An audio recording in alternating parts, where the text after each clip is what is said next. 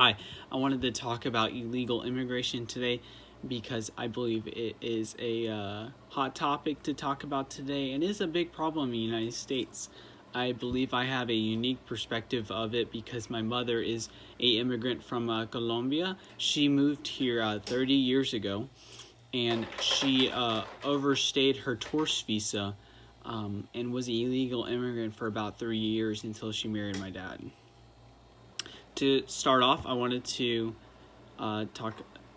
state that there are 13 million illegal immigrants in the United States today, and about 60% of them come physically across the border. So a lot of Central American people will walk up towards the physical United States border and move it, cross it, and go towards Texas and California.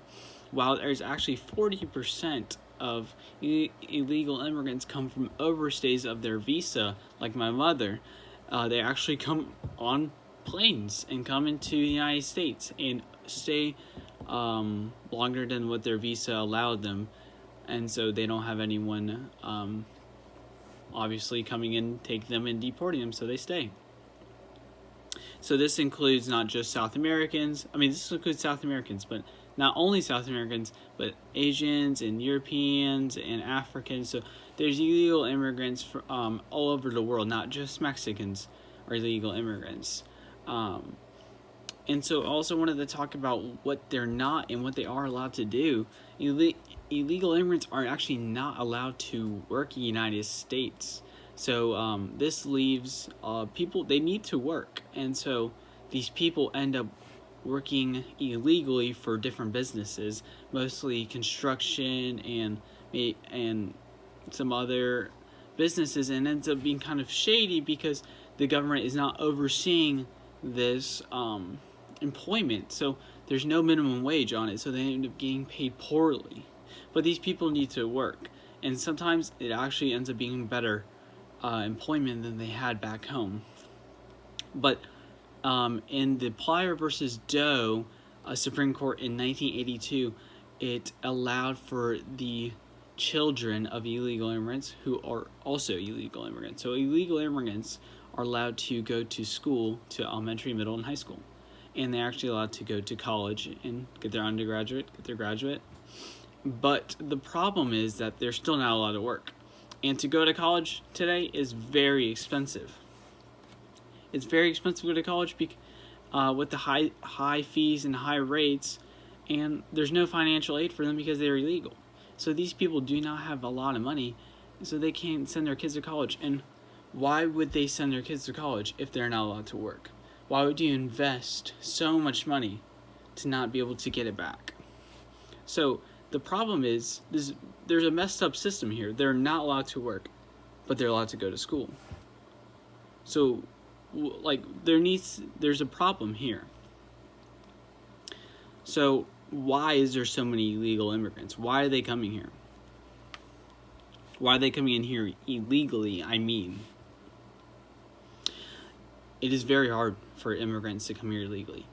Statistically speaking, in 2016, 10 million temporary visas were given to internationals. So 10 million people were given visas to come here for school, for work, or to just be a tourist.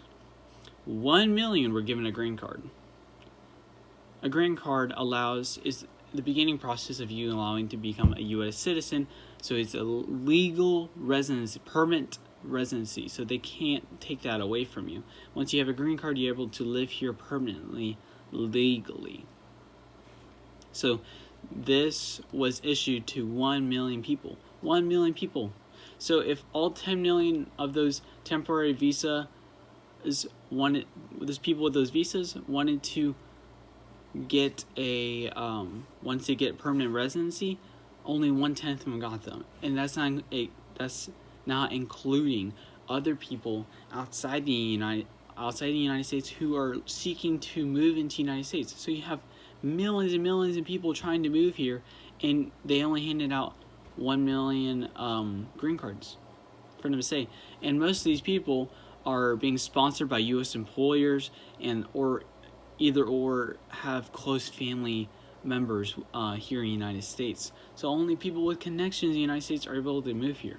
So you have a very messed up system. Plus, let's not forget that that very difficult legal process is pushing people to come here illegally. So let's not forget that illegal immigrants are stuck as illegal in a legal status unless they marry a U.S. citizen. So you're stuck in illegal status. You're not allowed to work legally in the United States for the rest of your lives because you moved here illegally. So, with all this information, I believe that believers need to learn this and need to know these things to be able to reach out and to love on these people. While these people are living behind the scenes, they're not living at your grocery store. You don't see them at your Walmart often. They're going to be behind the scenes because they're hiding. They don't have a lot of money and they're living in poor conditions. Most of them do not have a lot of money and are not living in a stable place. But they need someone to love on them and to be able to take care of them. And I believe the church is called to do this.